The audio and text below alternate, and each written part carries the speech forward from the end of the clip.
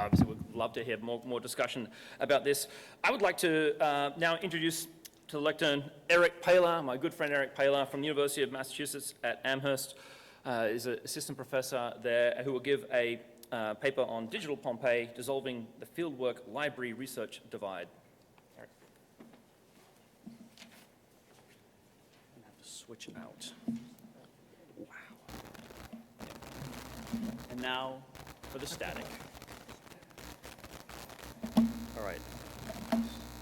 Let's... Is this thing on? It is. I'll put it right here. Okay. Oh, you can't stand there the whole time. Let's. And we need to switch over to this one. There we go. I don't need any sounds if that's easier. And is this ready to go to this side? Oh, it's got a password. Someone needs to sign me in there. Interesting. All right, and this then is just ready to go. Just register. Never register. Where there was a folder I went into here. Mobilizing PowerPoint. Here we go. And so it needs to fit to the VGA, I guess. Oh, you just want to put it in there? That's fine.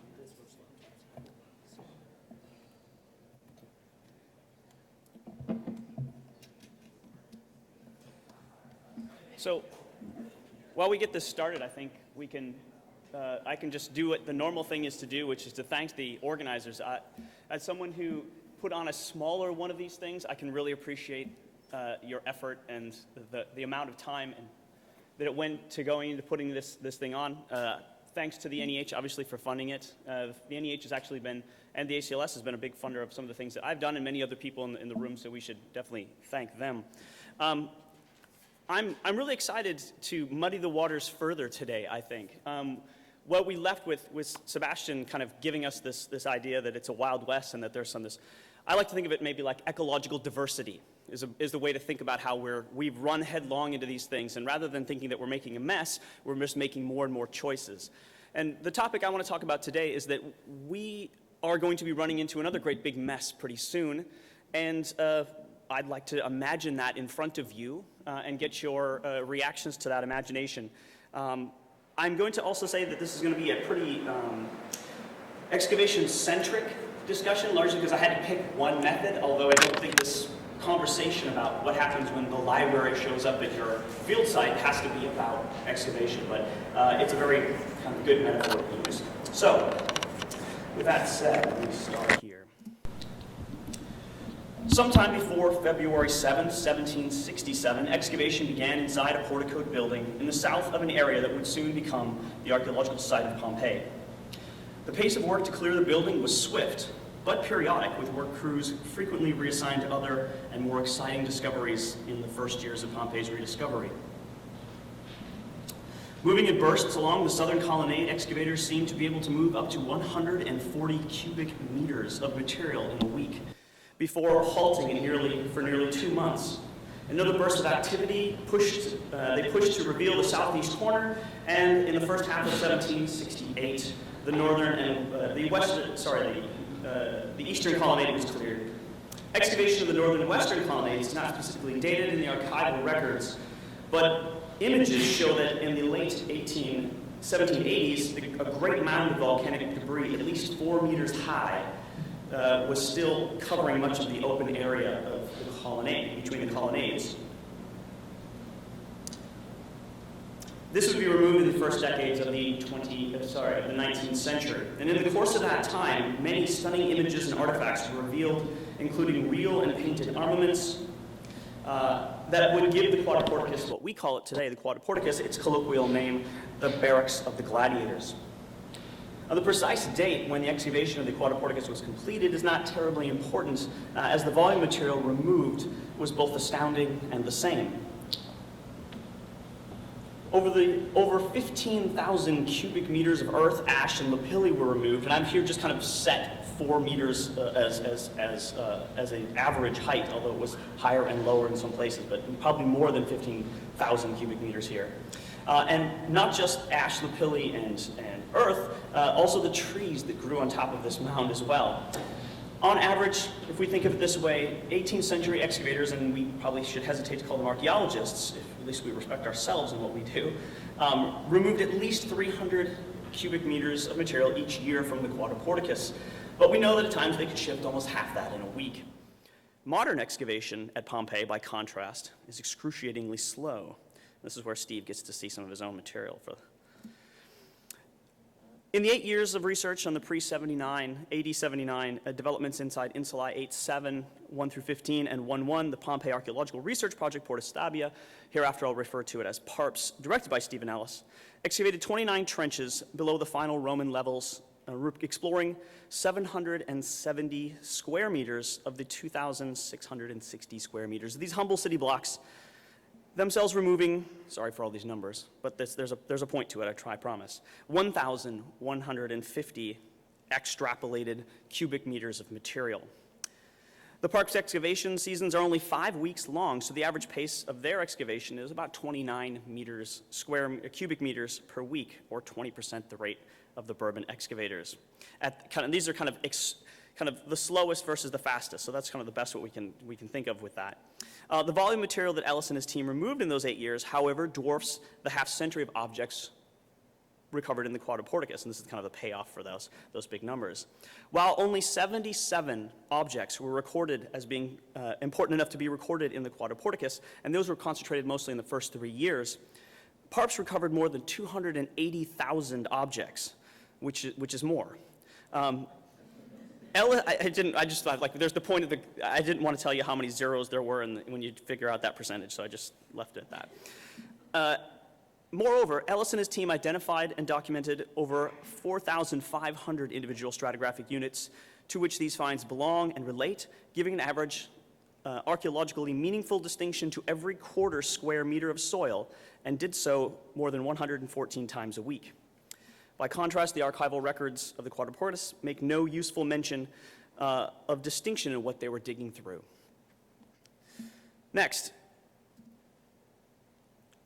between 2010 and 2013 in the field, I directed a non-invasive born digital archaeological and architectural analysis project in the Quadriporticus with Stephen to decode the construction and life history of this remarkable building, the Quadriporticus, which had existed for 250 years on either side of the ancient and modern divide. So that means it lived for 250 years roughly in the past and 250 years since excavation in the present. It's a 500-year-old building split over with a 1700-year hiatus.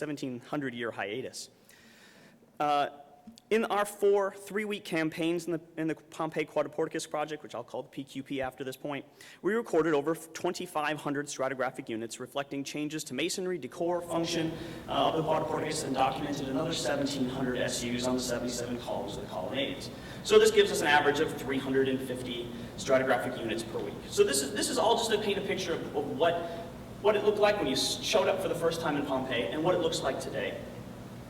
The point of this unequal and perhaps even unfair comparison is to draw a stark and unmistakable line around and through an obvious statement. As the priorities of archaeological research have changed, so too have our methods and techniques. And the dominant trend, at least at Pompeii, and I assume elsewhere as well, has been an ever-widening gulf between the decreasing volume of the city excavated and the density of material recovery and documentation. Should be an obvious point to us, but I kind of wanted to illustrate it with some remarkably stark numbers. While modern research projects have fewer infrastructural and logistical challenges in managing smaller labor forces for shorter periods of time, our ethos of information maximization has developed in addition an enormous data management load to accompany that other infrastructural and logistical challenges.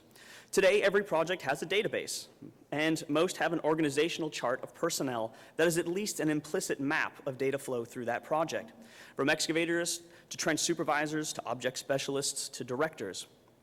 Many projects also have an artifact registrar. They have spatial specialists such as a surveyor, a CAD specialist, a GIS specialist, and now people like John Walrod and Chris Motz, who's here as well and will speak, dedicated information technologists and archaeologists in their own right who deal with the constant data flow and metadata flow in archaeological research. In addition to and in place of these information specialists, some projects have looked longingly to the revolution in portable computing and information technologies. these objects that we bring in this revolution, software, tablets, and drafting apps, have allowed us to take the data management fight back to the trench edge and make it the front line in precise and accurate digital recordation. To play with this metaphor further, if excavation is the physical battle to gain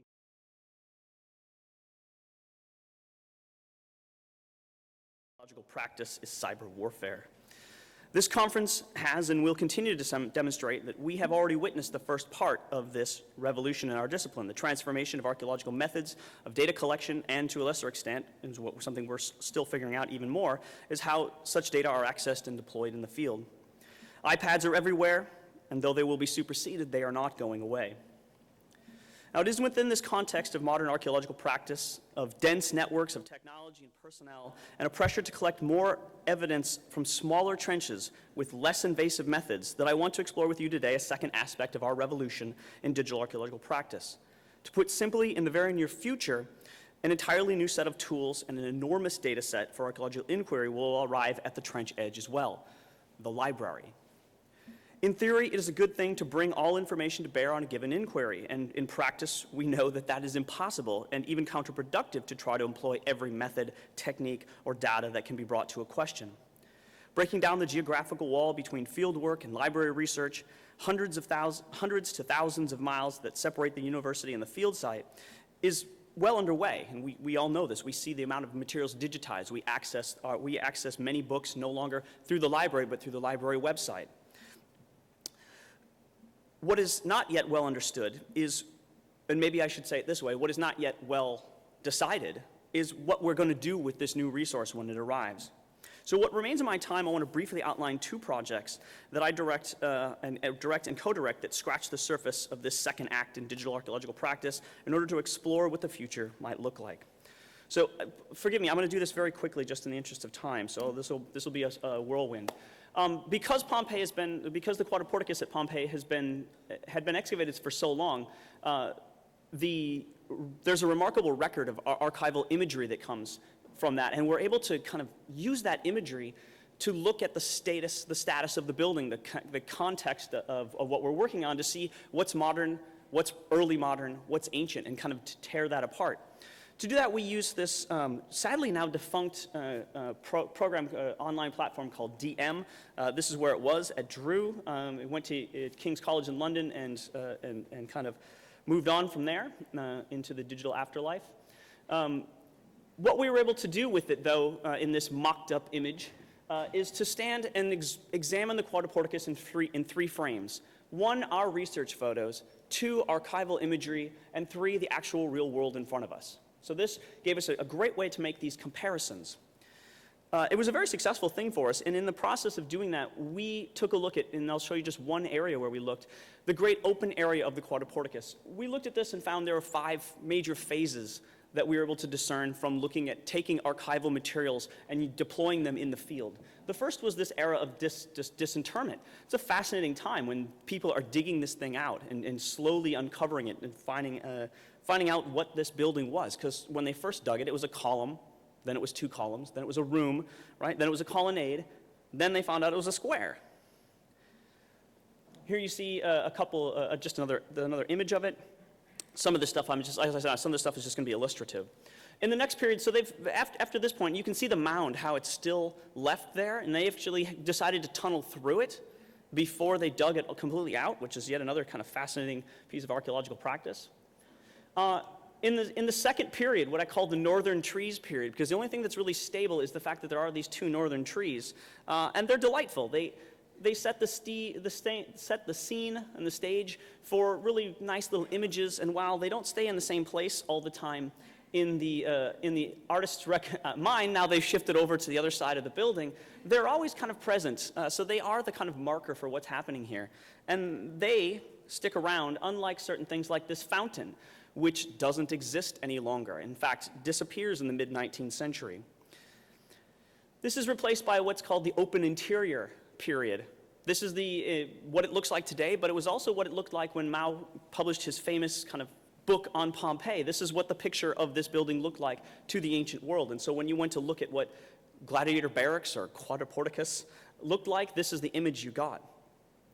In the early 20th century, they decided that the garden was something that they'd like the ancient world to look like, and so they painted it. They planted it with these plantings, and then by 1952 have cut them back, and now today this is what it looks like when you go and visit. So we're back to the open Mauian era.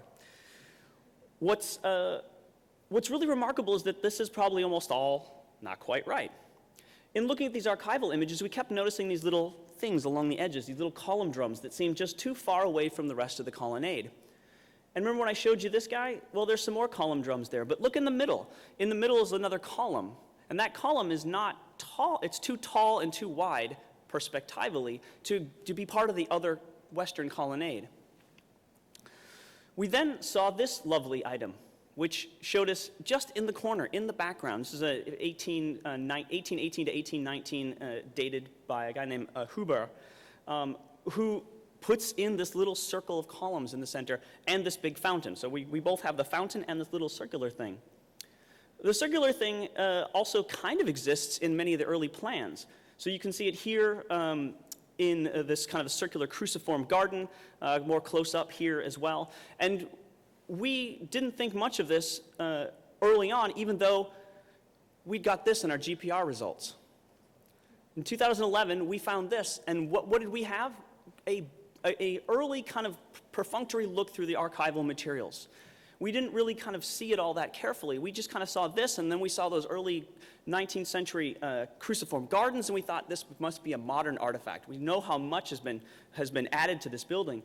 But now we recognize that, no, there was, when we combine our archival and our digital, when we take images from the 19th century and images from the 21st century and marry them together in the same piece of field work, we can start to see that, wait a minute, maybe for most of the history of this building as it lived in the modern world, we were missing a really important component of it.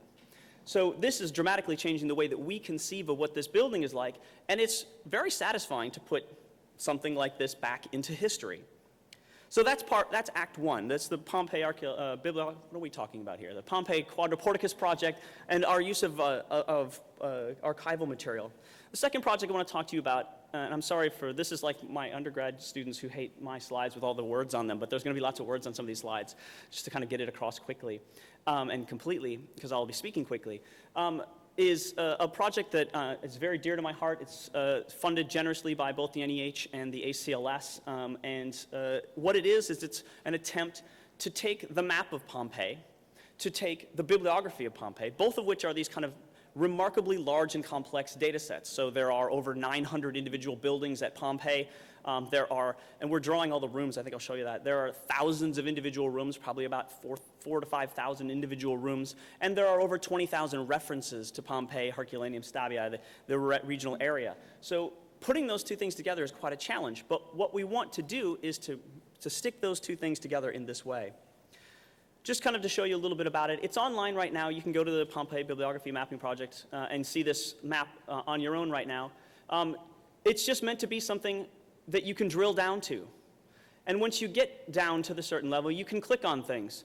It'll bring up information about that, including the name. Right now, if any of the things are found in the Corpus Topographicum Pompeiana, you can find all that material digitized in here, including names and basic bibliography. And we're in the process of marrying that giant bibliography to this object as well, the map as well.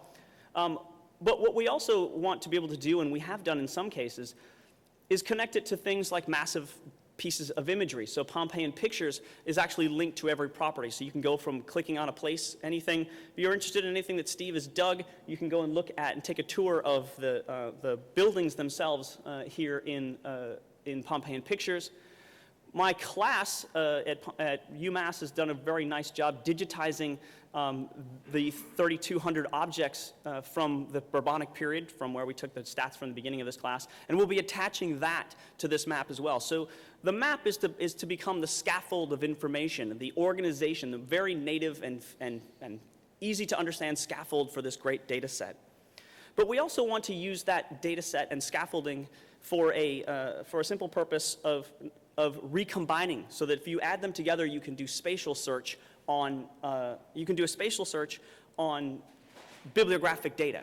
So can you imagine what it would mean to search for a house by the size of the house, by its aerial statistics, rather than by its name or some other bibliographic reason. Steve has rightly given me the hook here, so let me move past this slide. It's very long. I'll put it online, but what I want to do here is to say, I hope that these examples demonstrate the value of doing archival research in the field, and soon that a visit to Pompeii will mean a tour through its bibliography as well. The question of how we deliver secondary materials to the field is well on the way to being answered, and now we must begin to question and incorporate books and articles into our actual fieldwork practices. To do this, we need to start to imagine not only the possibilities, but the impediments. When do we dig, and when do we read? Most importantly, if we're going to add a significant component of secondary source integration, we must also ask, where will we find the time to do so? We already choose from among many possible aspects of research, moment by moment while in the field, from excavation to primary and secondary analyses to phasing and contextualization, and finally to report and publication writing. To put it more simply, we collect data, we analyze them, we interpret them, we synthesize them, and we narrate them. These activities are natural allies in a process of understanding of the past, and there are many reasons why doing all these things in the field makes sense.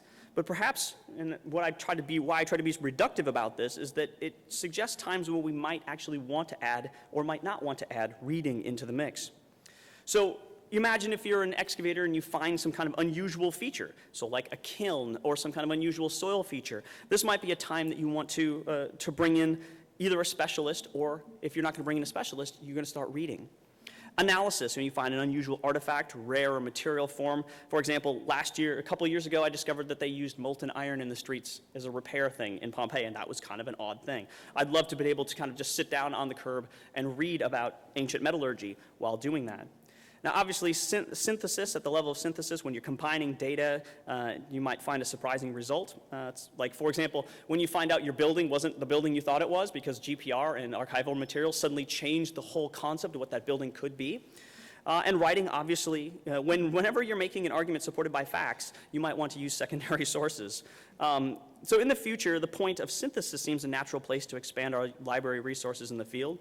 But synthesis is too neat of a word for the kind of real sloshing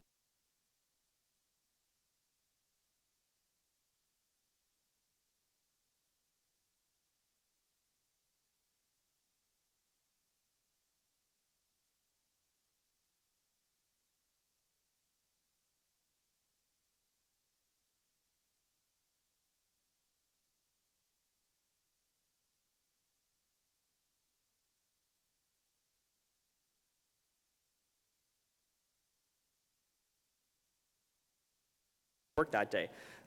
Those excavators who can generate not only a Harris matrix of a trench stratigraphy, but also synoptic bibliographies of fish fats, bar counters, drains, or beaten earth streets will make a valued contribution to the next stages in their synthesis. I'll stop reading just to say this quickly. How do we pay for it? How do we get this time it's going to take to do this reading? For us in the Quadriporticus project, we did this. We stopped measuring by hand, which took us hours to do. And this is from an older project, because I had to dig up an old photo to show you this. But this hand measurement process took us hours, half an hour to all day to measure a wall. Now in 20 minutes, we can do the same thing on an iPad. The time for this kind of stuff is being bought by the efficiencies and technologies. And where we need to kind of start to think about this is that, one, we've done this work, we've built these efficiencies, and now what are we going to buy with them? Are we going to buy more synthesis? Are we going to slow, as Bill was going to tell us about? Are we going to, in certain ways? And I think, as Bill and I were talking last night, I think that there are really important behavioral psychology to think about how we're going to best do these things. But soon, we're going to have a conversation about what it means to have hundreds of thousands of books available to us at the trench edge, as well as a trowel and an iPad. Thank you.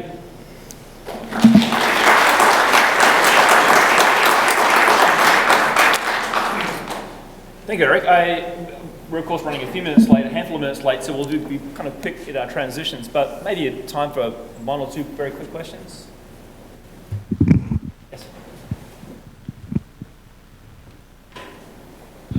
Thank you. I'm a bit of an outlier. I'm not an archaeologist, so I have a question here. Sitting here, this is wonderful. I like it, but if I was sitting in the audience, I would say that 90% of you are probably thinking about having a book now, having a book of the illustrations of your dig. And my question is, if that is true, and we're going to get all these books now with these beautiful images, are you afraid that some of the intellectualization of your field is going to be sacrificed? So do you mean, am I worried that we're no longer thinking about what we're doing? Yeah, I think, in other words, if I go into Barnes and Nobles, I'm going to see 1,000 books now of all of these digs that you're on that are images, and So is some intellectual about things this, lost? right? You're worried that those people aren't looking at the archaeology; they're looking at their iPads.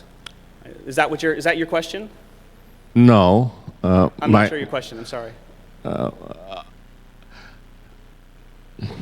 Is some of the field work that people, it's like people that you have to suffer for your art. You know, you can't become a commercial artist and not given any credit for the most part because they don't go in a cave and they don't suffer for their art. And are you guys just going to be turned on by the technology and not the dig and staying 6 months on the dig and this and that and everything else? Is intellectualism going to be lost here because you're focusing on images? Not at all. I would say that we interact with the world through images. Reality is not reality, it's the image that we see. So in that sense, I don't think that there's any meaningful distinction between looking at a picture of the world and looking at the world. We still use the same set of organs and brain processing power to do that.